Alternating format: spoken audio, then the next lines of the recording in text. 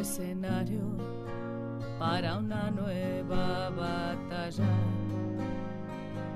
El poder no quiere tierras, quiere conciencias dominadas, quiere ciudadanos clonados, sumisos y obedientes que estén adormecidos. ¿Qué tal?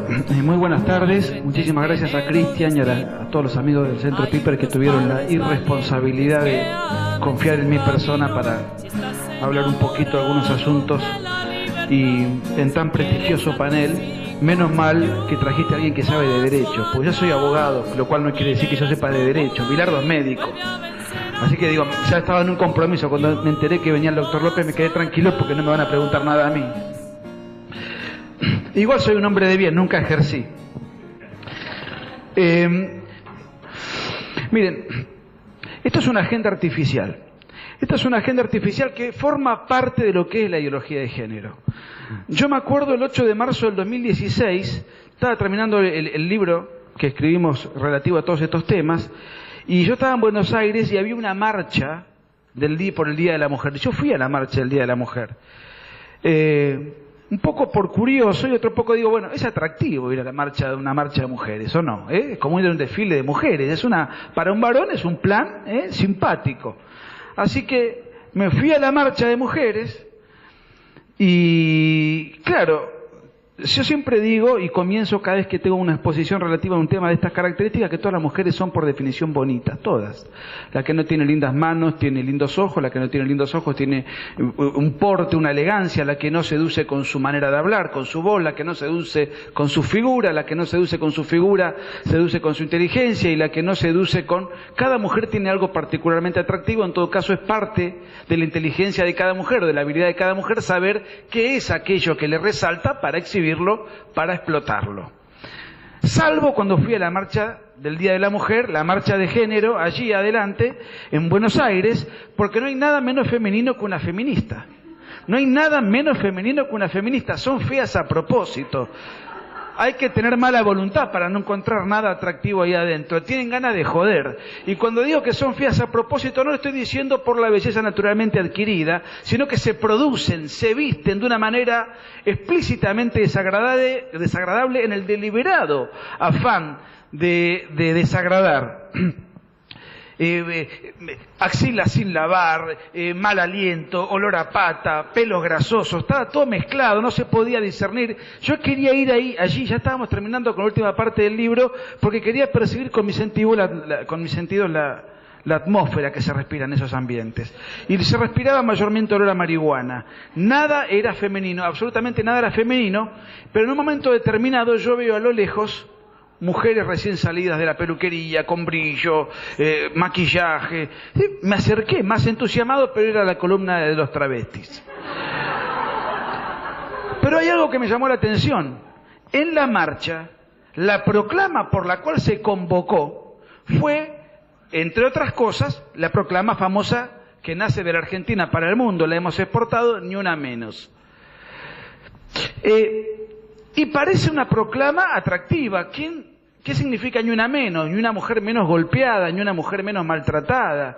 Y uno dice, bueno, en principio un observador incauto, no atento, puede enseguida simpatizar, porque la consigna se presenta de una manera aparentemente noble. O sea que lo que pretendía la marcha es que la gente vaya, las mujeres preferentemente, a solidarizarse con aquella persona que en un contexto de una violencia doméstica fue agredida y llévalas de perder. ¿Por qué llévalas de perder? Llévalas de perder porque si la mujer fue agredida por un hombre, tiene una inferioridad en cuanto a la fuerza física evidente. Por consiguiente, solidarizarse con el más débil parece un fin noble. Ahora, resulta que en la marcha todo lo que se pedía, lo que se exhibía, lo que se proclamaba en los carteles y todo aquello, las firmas que se juntaban para elevar al Congreso, era la legalización del aborto. O sea que la marcha lo que buscaba era, en principio, convocaba para solidarizarse con el más débil ante un acto de violencia doméstica y termina pidiendo masacrar al más débil de todo que no puede defenderse ni siquiera con el llanto. Así que forma todo esto parte de un engaño. Y forma parte de la ideología de género, que es una agenda. La ideología de género es algo más, es supra El aborto es parte integrante de la ideología de género. Ahora, independientemente de que esto es una revolución cultural que intenta atentar contra los valores de nuestra civilización occidental y cristiana, y que tiene un costado metafísico, y no me voy a meter en esos temas porque estoy al lado de un filósofo como Mario Caponetto, que esto en algún momento lo va a poder explicar en detalle y con elocuencia. En el plano de lo inmediato, la ideología de género, lo que sí está claro es que recorta y atenta contra todas nuestras libertades individuales, aunque no nos demos cuenta. Es una revolución silenciosa, imperceptible, simpática, que se presenta con el disfraz de la inclusión, pero todo lo que hace es recortar nuestras libertades individuales. Como yo nunca preparo las charlas, y siempre vengo nervioso a las charlas porque nunca las preparo, pero aprovechando que iba a hablar ellos, empecé a anotar un poco antes algunos tips de libertades que se nos han sido conculcadas en los últimos años, acá y en Occidente. No es solamente un asunto de la Argentina, por supuesto. Las libertades religiosas, hay pastores, teólogos, religiosos y sacerdotes en todo Occidente procesados y criminalizados por el solo hecho de citar fragmentos del Evangelio o de algún fragmento de las Escrituras que se oponen a la agenda de la ideología de género. O sea, que se atenta contra la libertad religiosa y contra la libertad de conciencia, la libertad de expresión. En todos los países de Occidente se está imponiendo una nueva forma de censura que ya no es el delito de opinión o, como dice el Código Penal del totalitarismo castrocomunista en Cuba, el delito de propaganda oral enemiga, que significa hablar mal del régimen, hablar mal de Raúl, hablar mal de Fidel o hablar mal del gobierno. No, ahora lo que se utiliza como eufemismo es el crimen de odio. El crimen de odio es la nueva censura que se impone para criminalizar cualquier manifestación de pensamiento disidente. Y esto se está dando en todos lados, en todo el continente, y en Argentina por supuesto lo tenemos, y el órgano represivo que está a la vanguardia de la censura es el INADI, entre otros órganos, que no es el único. La libertad política también se está limitando y siendo condicionada. ¿De qué manera? No acabamos nosotros, por ejemplo, de ser testigos de esta payasada indefendible de las cuotas de género para que el votante esté limitado a la hora de elegir a sus gobernantes. Ahora no elegimos a los gobernantes en función de la idoneidad, del mérito o de aquello que se nos cante. Lo tenemos que elegir en función de una ingeniería social preestablecida que impone cuotas de género para elegir a los gobernantes. O sea que se está limitando la democracia y se está limitando al gobernante, al soberano, que se supone que es el ciudadano, las libertades para elegir plenamente. Es más, esto va al menoscabo de los derechos de la mujer, porque los partidos feministas, como el Partido Humanista, que en todas sus elecciones han puesto candidatas que son solamente mujeres, ahora no les queda más remedio que incorporar hombres, porque si no estarían violando las leyes de cupo. En muchos países, incluso en los europeos y en Estados Unidos, sobre todo bajo la administración de Obama, quiero aclarar que el problema de Estados Unidos no es que Obama fuera negro, sino que era rojo. Obama había impuesto cuotas en las empresas, en las administraciones de las empresas. En muchos estados se estaba aplicando, y también en Europa. Entonces, si yo tengo 80% de hombres y 20% de mujeres, esto es crimen de odio, violencia de género, etcétera, etcétera, y entonces yo tengo que deshacerme del 30% de hombres que tengo e incorporar o ir incorporando progresivamente en mi planta, no en función del mérito, no en función de mi subjetividad, no tengo que contratar en función de lo que yo creo que es bueno y fecundo para mi empresa, sino de una ingeniería social preestablecida desde arriba. O sea, que atenta contra la libertad de comercio, contra la libertad de contratar y contra la libertad de trabajo. Y además se atenta contra la patria potestad, porque en todo Occidente también se está imponiendo, digamos, una ideología de género bajo el subterfugio de educación sexual, que no es educación sexual, sino que es adoctrinamiento del género, para que los niños en la más tierna infancia aprendan la ideología de género, suplantando en este caso, por ejemplo, el principio de la patria potestad y por añadidura el principio de subsidiariedad. Eso es un asunto que tiene que enseñarse en la casa, y muy accesoriamente podría el Estado enseñar, en tanto y en cuanto enseñe científicamente y no ideológicamente. Todo este cúmulo podría estar toda la tarde señalando libertades que nos están siendo recortadas de manera permanente. Y el punto más importante de la restricción a la libertad es el aborto, que es parte integrante de la ideología de género. En otro momento, no tenemos tiempo, podemos explicar por qué. Pero para anticiparles qué tiene que ver el aborto con la ideología de género, tiene que ver porque el aborto es presentado como un derecho del género femenino. Claro. Y ahí es probablemente una libertad que no es restringida, sino que directamente se está restringiendo el derecho a la vida. Digamos, de toda la libertad que acabo de enunciar es probablemente la más grave.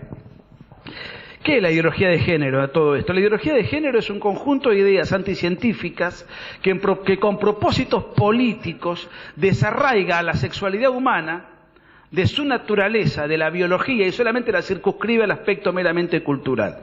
Por eso de la ideología de género se desprende, además del aborto, se desprende la homosexualización cultural, se desprende la zoofilia, la necrofilia, se desprende el incesto, todas legislaciones que se van solicitando en todos los países de Occidente y fundamentalmente en los países nórdicos. Quiero hacer una pequeña digresión. No se crean, y esto también está instalado, que los que estamos en contra de la ideología de género somos precámbricos, estamos ajenos a la vanguardia, somos de otra época. Eso es un argumento bastante inconsecuente desde varios puntos de vista, pero sobre todo desde el punto de vista político. Yo acá noté algunas cosas que están pasando en el mundo y que, fíjense, es ajeno a la ideología, a la tendencia ideológica de cada uno de los países. Estados Unidos, y ayer lo dijo el vicepresidente de Donald Trump, va a implementar, de ahora en adelante se comprometieron a implementar políticas para erradicar el aborto de todos los estados, porque en Estados Unidos está repartido, en algunos estados está permitido, en algunos estados está liberado el aborto, en otros estados hay restricciones, etc. Bueno, la política del actual gobierno de la primera democracia del mundo, donde supuestamente es el país más liberal del mundo en materia de libertades individuales, ya está implementando políticas para restringir la intromisión de la ideología de género, y hay muchos ejemplos de la gestión de Donald Trump que pueda caer simpático o no. Yo estoy solamente señalando datos objetivos. Ya manifestaron que van a erradicar de los estados norteamericanos donde el aborto está impuesto, lo van a erradicar para que Estados Unidos sea un país libre de aborto. Lo dijo ayer el vicepresidente de Donald Trump. Donald Trump quitó blanca el link relativo a la agenda LGBT que había impuesto la administración de Obama, y además desfinanció y quitó la financiación a la Planned Parenthood, que es la multinacional abortista que recibía durante la administración de Obama fondos de la Reserva Federal y que por supuesto apoyó con ahínco la campaña de Hillary Clinton, y Hillary Clinton cerró los últimos días de su campaña en una de las clínicas de la Planned Parenthood. No solamente Estados Unidos es esto. América Latina. En Perú, el presidente PPK intentó imponer la agenda de género, la gente salió a la calle. Yo tuve el privilegio de disertar en el Congreso, en Perú. Tuvieron que echar a la ministra de Educación, tuvieron que echar a la secretaria de Cultura y erradicaron de Perú esa pretensión. Obviamente, estos son combates que van la semana siguiente se reinstalan otra vez. No es que porque uno gana una pelea política ya tiene que dormirse en los laureles. Y ahora el Congreso, y ojalá que así sea, no logra implementar los proyectos de ley abortista, no quiere decir que el año que viene la discusión no siga. Lo van a volver a tratar de implementar. Esto no son peleas y ya está, esto es un asunto terminado. No, esto es simplemente un combate como un torneo de fútbol. Ganamos este partido, el domingo que viene tenemos que ir a jugarlo de vuelta. Por eso hay que estar muy atentos. En Francia ya se está incentivando a tener más hijos a los franceses. Lo mismo China, que tenía la restricción de tener un solo hijo por país, por familia, ahora ya instala la posibilidad de tener 2 hijos. Rusia, Putin, está erradicando toda la agenda LGBT y el aborto y está instalando una política pro familia. Fíjense los países tan distintos entre sí que estoy mencionando, inclusive con religiones distintas, tradiciones distintas, como esto es del siglo XXI. Si nosotros somos los arcaicos, bueno, somos unos cuantos los países que están empezando a implementar desde sus gobiernos este tipo de políticas. En Costa Rica, hace 5 meses, un señor que se presentó como Fabricio Alvarado nos presentó el libro con Agustín. Tenía 2% de intención de voto porque era candidato a presidente. Ganó la primera vuelta y ahora va a la segunda vuelta y le lleva 14 puntos de ventaja al segundo. O sea, va a ser el presidente de Costa Rica. Estas son las elecciones de ahora, lo que se está discutiendo ahora. Lo mismo está pasando en Colombia. Entonces, ¿cuáles son? Hoy anoté 10 puntos que se están debatiendo en todos lados, en todos los debates que se vienen llevando adelante en Argentina, como la ideología de género es una ideología anticientífica, es una superstición porque es contraria a la razón, el cúmulo de argumentos, que son más o menos siempre los mismos y relativamente fáciles de rebatir, yo anoté 10 y creo que no salen de estos 10. Es como una especie de catecismo en ideología de género, como una especie de decálogo que tienen, y a partir de ahí no salen de eso, ¿no? Incluso con muy mala preparación. Es muy fácil de advertir si están siguiendo los debates que se dan por Internet. El primer punto es que la mujer tiene derecho a disponer de su cuerpo. Esa es la primera ficción. Esto ya lo habló Mario, y obviamente sabemos que es una ficción, estamos de acuerdo en que la mujer disponga de su cuerpo, que haga lo que quiera, el problema es que es el cuerpo de un tercero. Se define al aborto como la interrupción del embarazo. La interrupción es el cese transitorio de un proceso para su posterior reanudación. Si yo ahora tengo que ir al baño y paro esta charla 2 minutos porque voy y vengo, resulta que interrumpo 2 minutos y luego lo reanudo.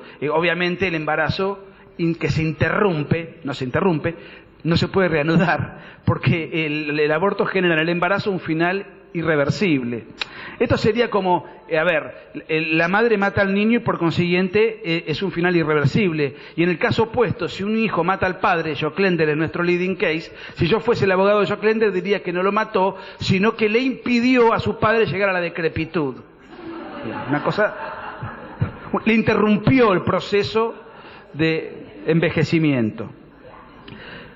Se habla, entre muchos de los argumentos, en la cuestión relativa a la dependencia del niño. Lo que pasa es que el niño cuando está en la panza de la madre es dependiente. Y cuando el niño nace no es dependiente. Un niño que no sabe hablar, llora, hace caca, se despierta cada rato, necesita tomar leche cada 3 horas, no es dependiente. Una madre que está embarazada puede irse 4 días con su marido o se puede ir de vacaciones 1 semana, desentenderse del niño, porque es sistémico, funciona solo el mecanismo del embarazo. Puede ni acordarse siquiera que está embarazada o que tiene al niño consigo. En cambio, una mujer que acaba de parir no puede desentenderse del niño porque el niño se muere. Lo deja un día entero, 2 días en la cuna y se muere. La dependencia que tiene es absoluta. ¿Desde cuándo la dignidad de la vida humana depende o no del grado de independencia de la persona? Entonces, cuando una persona es cada vez más anciana y necesita cada vez de mayores cuidados, pierde dignidad y es más susceptible de ser desechado. Si alguien está en silla de ruedas, si alguien es parapléjico, no tiene ninguna dignidad, le podemos pegar un tiro porque molesta, porque tiene un alto nivel de dependencia y por consiguiente...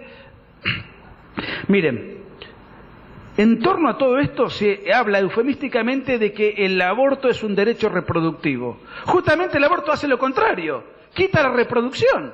No es un derecho reproductivo, anula el derecho reproductivo. Se dice también que esto es un asunto de salud pública. Yo no conozco realmente, acá hay médicos, así que no quiero hablar de más, ¿cómo sería una política de inclusión a la salud pública cuando entran 2 pacientes al hospital y la pretensión es que salga uno y al otro lo metemos en una bolsa como residuo patológico? Fíjense cómo nos presentan propagandísticamente y discursivamente estos proyectos de ley inclusivos. Después aparece en jerga marxista la cuestión de la clase social. Es un privilegio el aborto de las mujeres de clase alta. Miren, la cocaína también es un privilegio de las mujeres de clase alta porque la clase pobre toman paco. ¿Qué hacemos? Le exigimos al Estado que en aras del acceso universal a la cocaína distribuya en los barrios pobres cocaína también. Que el hecho de que algo lo haga una mujer de clase alta no quiere decir que si algo sea bueno. Puede ser bueno o puede ser malo. ¿Qué argumento sofístico es ese? Pero la mujer puede morir haciéndose un aborto en un lugar clandestino. Bueno, y entonces es víctima de esta situación. Bueno, por empezar, la mujer que se va a hacer un aborto no es víctima. Es victimaria, la víctima es el niño.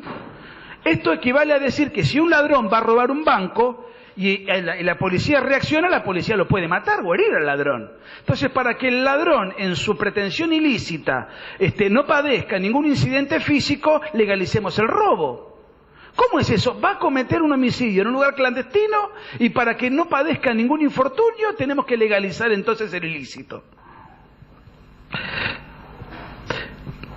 El otro día escuché otros argumentos que me llamaron mucho la atención, que tiene que ver con que, Si una mujer está embarazada o no, depende si tiene vida, depende del deseo de la madre. Si es un embarazo deseado o si no es un embarazo deseado. Como si la vida de un tercero depende del deseo de uno. Si la vida de un tercero depende del deseo de uno. Miren,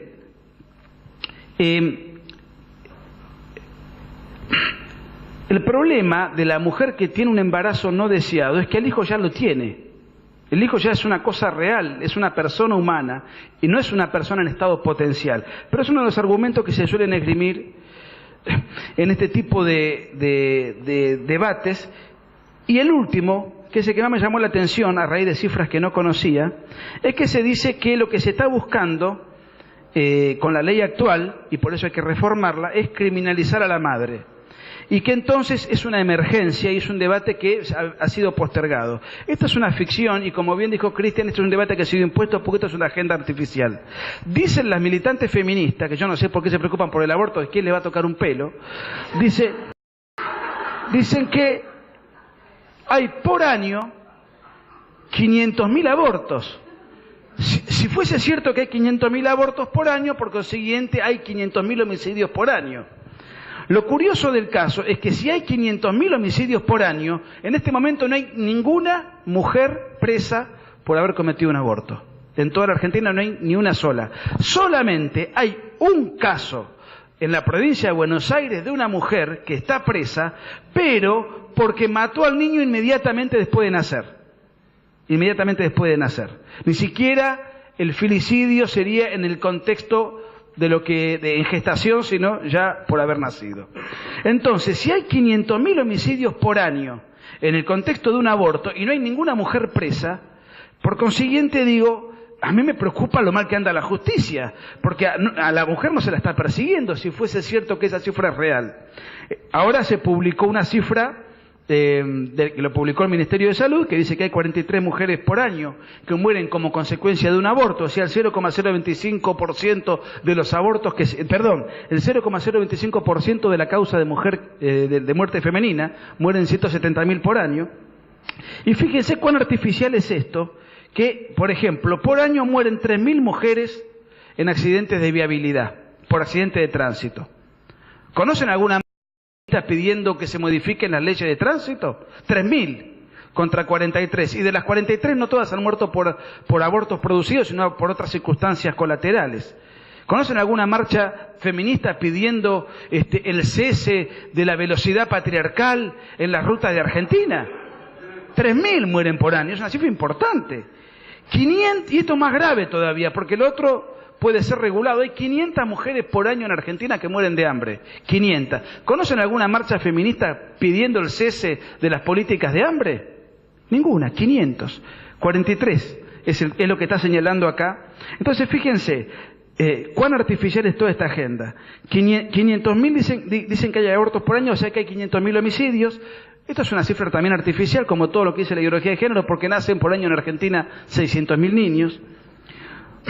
Solamente 43 mujeres mueren por año como consecuencia de abortos, y eso no quiere decir que sean abortos inducidos. Y todas estas otras cifras colaterales que estamos viendo. En conclusión, esto es una agenda artificial, es parte integrante de la ideología de género y hay que darle batalla. Pero hay que darle batalla no ahora que se viene la disputa en el Congreso. Si logramos que esto no prospere, el año que viene va a volver recargado y aumentado con un lobby mayor todavía.